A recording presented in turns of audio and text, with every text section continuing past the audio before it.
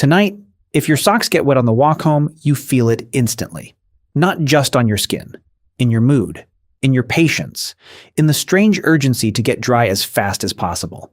Now imagine a world where there is no washing machine, no radiator, no spare clothes, no sealed house, no guaranteed fire, only rain that keeps coming, ground that never dries, and a body that still has to sleep, hunt, think, and protect children.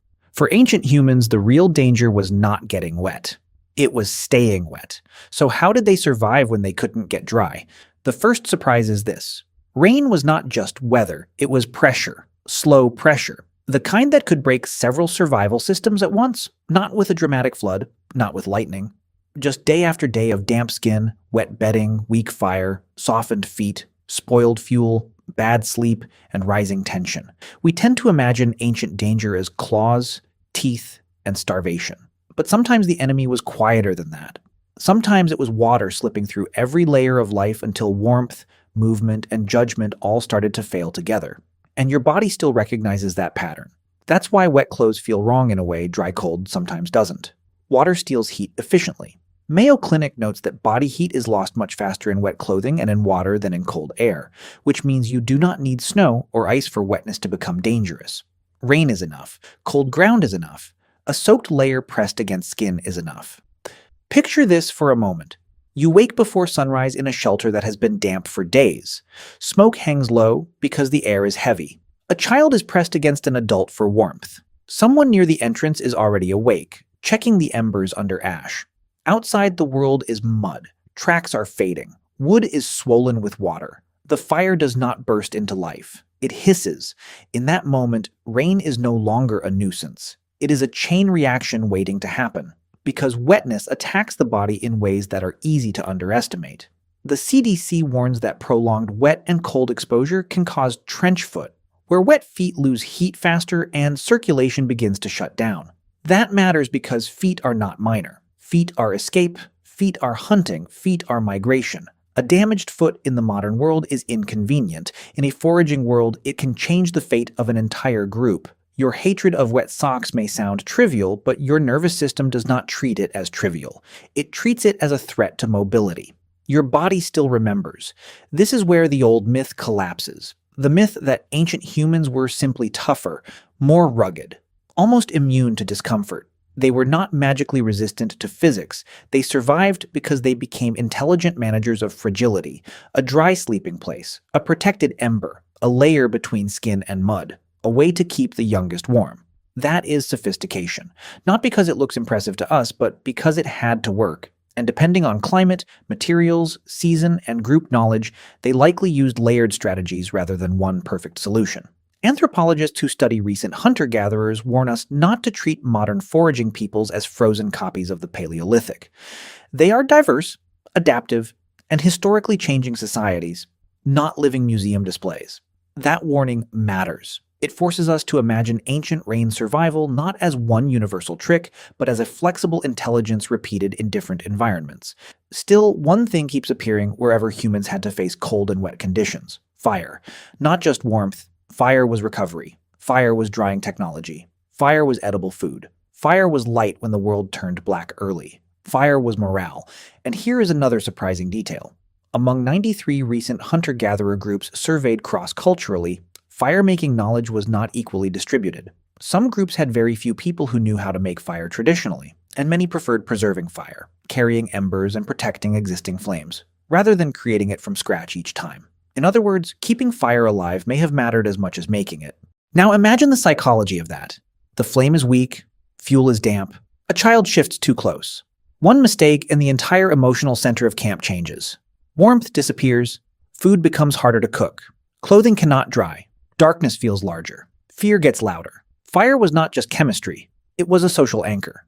And humans had been building that relationship with fire for a very long time.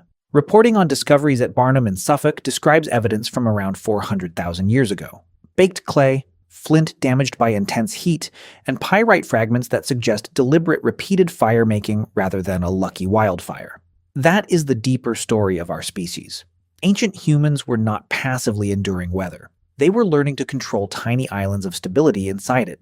But fire alone was never enough. A shelter in endless rain is not merely a roof, it is a moisture control machine. It must shed water, block wind, manage smoke, protect embers, and, most importantly, separate sleeping bodies from wet ground. That last part may be the most underrated. A leaking roof is obvious, a damp floor is quieter.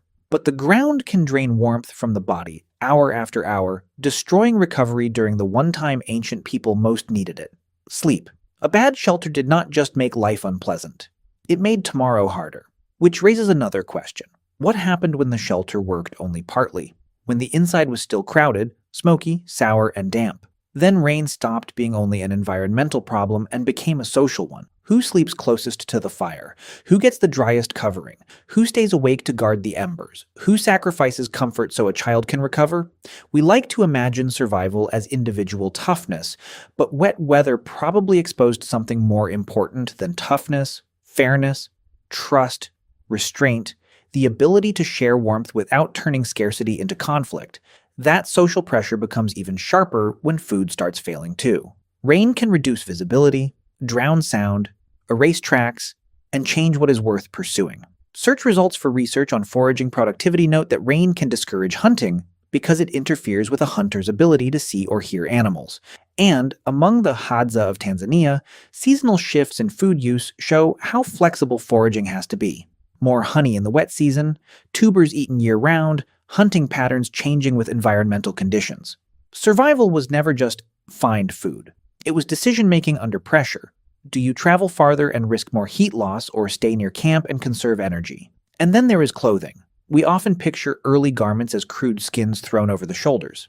But the archaeology suggests something more subtle. Paleolithic-eyed needles point to refined sewing and layered garments, yet they were not the beginning of clothing itself. Earlier tools, bone awls, hide-working tools, stone borers, could already help produce fitted protection. Clothing was not decoration first, it was engineering first, a designed boundary between body and world. And when the world was wet, that boundary became everything. This may be why modern comfort feels so emotionally powerful. A towel, a dry blanket, a warm drink, shoes by the door, fresh socks. None of these are trivial. They are ancient problems solved quietly. We like to call them comforts, as if comfort were softness. But comfort is often biology recognizing safety. Dry means the body can stop fighting. Warm means sleep can return. A protected interior means attention can move away from survival and toward thought, conversation, even tenderness. So the next time rain hits your window and you instinctively reach for warmth, notice what is happening. You are not just responding to weather. You are participating in one of the oldest human dramas there is: the fight to keep the outside from entering the body. Civilization did not erase that fear. It wrapped walls, roofs, drains, towels, heaters, and clean bedding around it. And maybe that is the deeper revelation here. Ancient humans were not primitive because they needed dryness, warmth, and shelter. They were sophisticated because they understood how much of survival depends on protecting small, fragile things before they fail. A foot that must keep walking, an ember that must survive the night, a child that must stay warm enough to sleep. Every dry room you have ever loved is built on that ancient wisdom. And every time wetness feels unbearable, it may be because somewhere beneath modern life, your body is still listening for rain like it once meant everything.